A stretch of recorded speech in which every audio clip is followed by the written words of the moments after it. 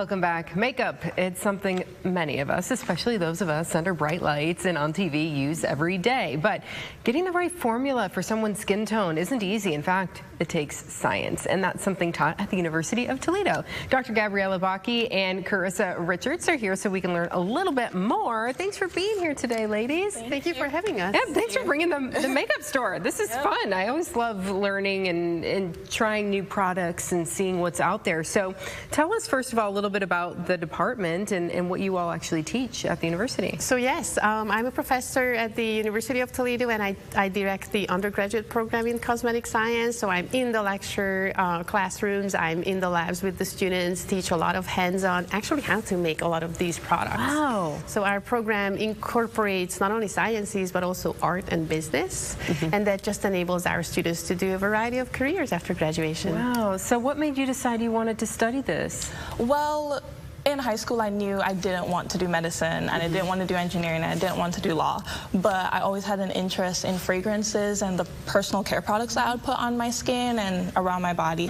So I was like, somebody has to make this product. So there is some career here that I can find. So I searched online and I found the Society of Cosmetic Chemists, and on their website they have a list of schools that offer cosmetic science programs. And the University of Toledo at the time was the only undergraduate program, and I didn't want to wait 4 years to do undergrad in chemistry and then get a master's. So I was like, UT is the best place to be. That's it. That's where I'm going to be. Yeah. So you have helped develop and create what we're seeing here. Let's talk specifically about these products up here, because there's something unique about this, where you found a formula that helps folks with darker skin, right, to find that right?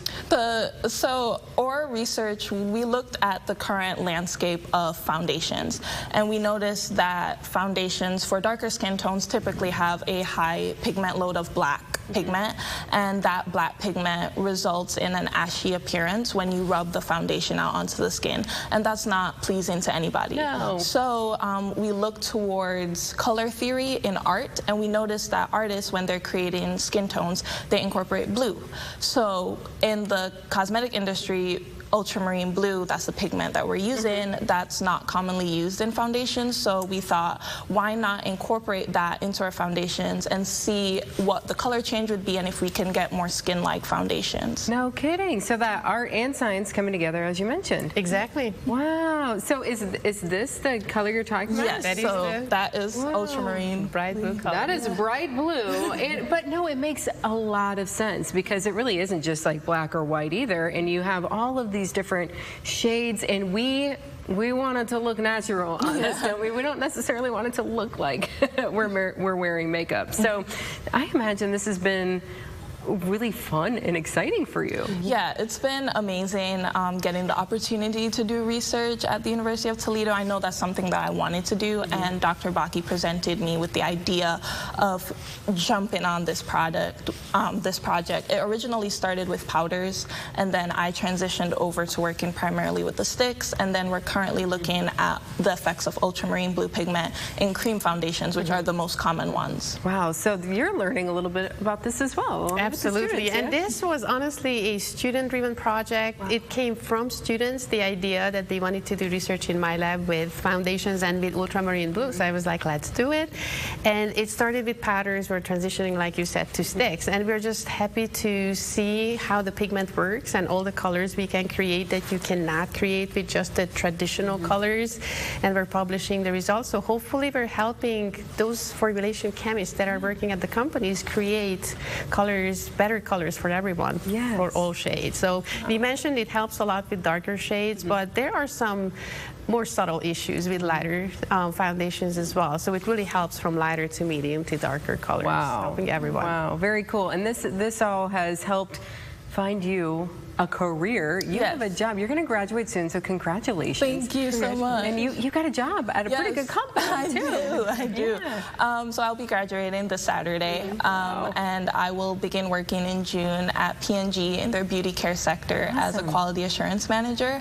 I had my internship last summer at P&G in fabric and home care, and in a couple months, I'll be transitioning over into beauty care. Wow, that's really amazing. How was is it to see the students have such success? It's just amazing to see all the doors that they open, all the opportunities that come their way, and I truly believe that it's the robust education that we provide here. So lots of hands-on and lots of varieties of sciences and art and business, like I said, and she had a great research experience as well by the time, so I think that also helped. Yeah. Wow. Very proud of her. Yes. So if students are out there, parents, grandparents, anybody watching going, oh, this, what a great thing, as you said, you're like, I knew I didn't want to do this, and I knew I didn't want to do that. Oh, this is a great fit. So this could be a great fit for a lot of students out there, and they can lead to really successful and fulfilling careers too. Ladies, thanks for being here today. Thank you so much. Yeah, lots of fun. Thank you.